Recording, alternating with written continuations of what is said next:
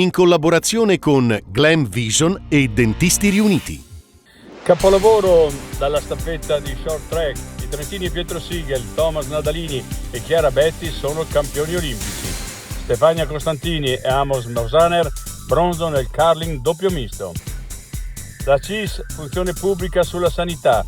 Numeri impietosi, non c'è da essere ottimisti. L'emergenza è costante. L'azienda sanitaria riduce la sicurezza a marketing. Intelligenza artificiale e braccialetti non bastano. Qui Olimpiadi dai 40 euro per il parcheggio ai 10 per un trancio di pizza. Da checkpoint con metal detector allo spettacolo della gara. Vi portiamo dentro lo stadio del Salto in Val di Fiemme.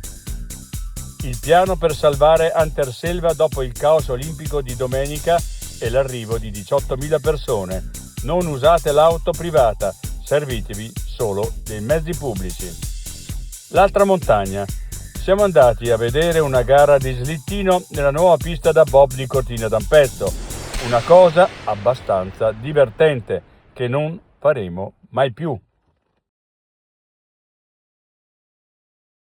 I difetti visivi sono tanti: miopia, astigmatismo, ipermetropia. Il pregio è correggerli con occhiali davvero glam. Con Glam Vision puoi prenotare l'analisi gratuita della vista e poi sfoggiare i tuoi nuovi occhiali che possiamo creare per te. Scopri di più su glamvision.it.